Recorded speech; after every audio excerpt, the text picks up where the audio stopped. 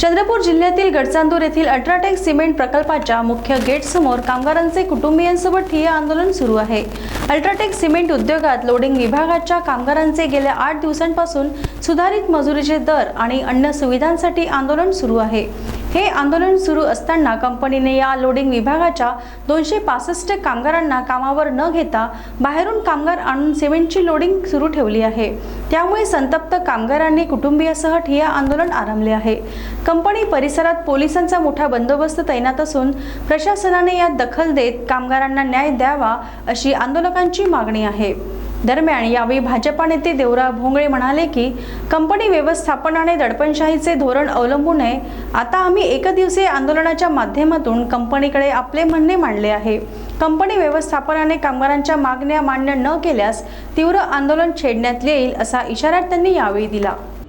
UltraTech cement कंपनीच्या व्यवस्थापनाने 9 ऑगस्टपासून या ठिकाणी पॅकिंग प्लांट म्हणजे 265 कामगार आमचे काम करत होते, त्यांना 9 तारखेपासून कामावर बंद केलं। खरं तर ही एक दडपशाहीचं धोरण आहे व्यवस्थापनाचं।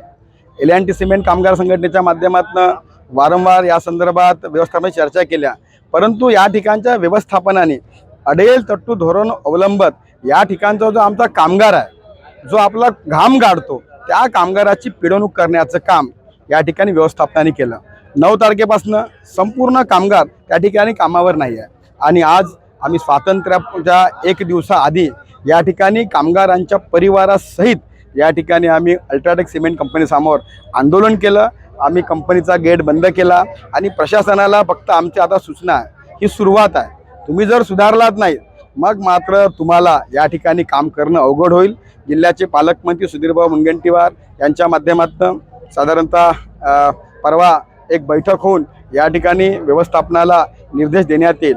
संघटनेचे पदाधिकारी नरेश बाबू असतील, त्यांचे सर्व सहकारी या ठिकाणी काम करत आहे। पण जेव्हा आम्हाला कळलं की या ठिकाणी 9 तारखेपासून कामगार कामावर नाही आहे, त्यांना बेकायदेशीरपणे कामावून काढलं, म्हणजे एकीकडे व्यवस्थापनाने युनियनसोबत त्या ठिकाणी एक करार करायचा, पण त्या कराराचा अवलंब न करता दडपशाहीचं धोरण या ठिकाणच्या कामगारावर व्यवस्थापनाने केलं आहे। आपल्याला माहिती आहे पॅकिंग प्लांटमध्ये काम करणं म्हणजे अनेक आमचे कामगार आजारी पडतात, मोठा आजार आपल्या शरीरावर घेतात।